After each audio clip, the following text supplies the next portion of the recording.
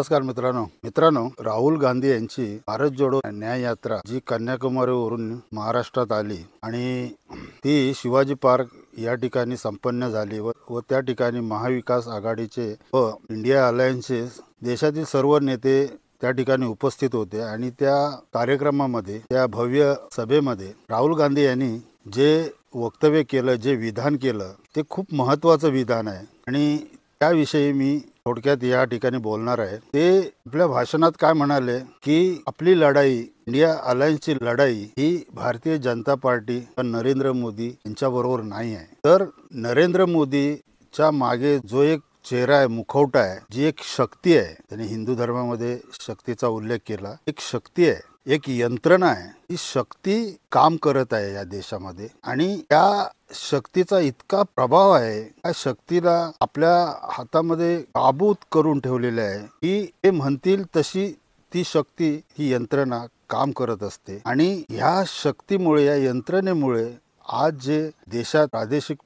पक्ष फोडून त्यांचे नेते हे आपल्या पक्षामध्ये समाविष्ट करून घेतले जात आहेत, हा निव्वळ आणि निव्वळ त्या शक्तीचा एक दबाव आहे त्यांच्यावर। त्यांनी एक महाराष्ट्रातील नेत्याविषयी उल्लेख केला, त्यांचं नाव न घेता त्यांनी त्याचा उल्लेख केला की हा नेता सोनिया गांधी समोर येऊन रडून त्याने सांगितलं की माझ्यावर खूप मोठा दबाव आहे, माझा खूप गळा दाबण्यात आलेला आहे आणि मला नाईलाजास्तव पुढे जाणं भाग आहे आणि जर मी नाही गेलो तर माझा ह्या वयामध्ये मी जेलमध्ये जाऊ शकत नाही आणि यासाठी या दबावामुळे तो नेता त्यांच्याबरोबर गेला। असे अनेक नेते जे या शक्तीच्या दबावामुळे इकडे जात आहेत आणि ही शक्ती दिवसांदिवस इतकी प्रबळ होत आहे की जबरदस्तपणे काम करत आहे की मला या व्हिडिओच्या माध्यमातून एवढंच सांगायचं आहे की महाराष्ट्रातील महाविकास आघाडीने ह्या विधानातून खूप काही घेण्यासारखं आहे की आजच्या शक्तीसमोर कुणाचंच काय चालत नाही आणि जर येणाऱ्या निवडणुकीमध्ये बीजेपीला किंवा त्यांच्या मित्र पक्षांना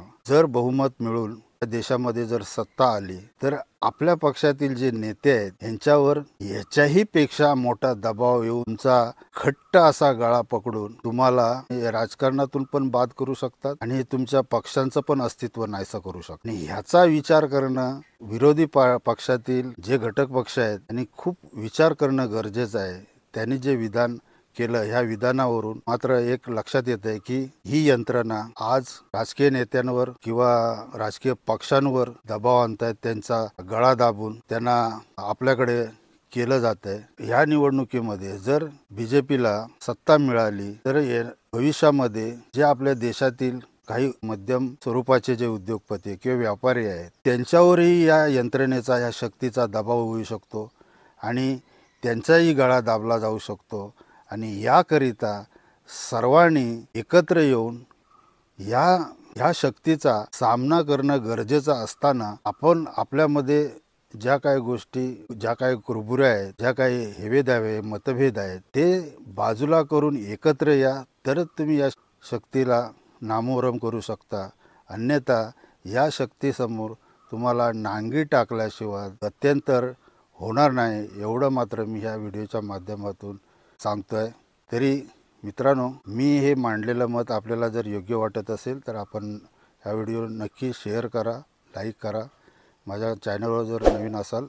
तर या चॅनलला सबस्क्राईब करा। भेटूया अशाच काही राजकीय किंवा इतर नवीन व्हिडिओमध्ये, तोपर्यंत सर्वांना नमस्कार।